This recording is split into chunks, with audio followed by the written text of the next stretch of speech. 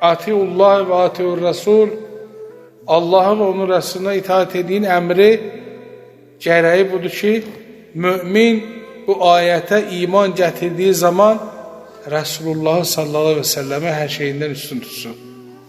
Diqqət eləsin, baxsın, görsün, Allah Resulü onun həyatında nə qədər yer tutub. Öz həyatında hara qoyub Peyğəmbəri? Bir oğlunu, evladını sevdiyi, oxşadığı qədər Allah Resuluna bir məhəbbəti varmı içində?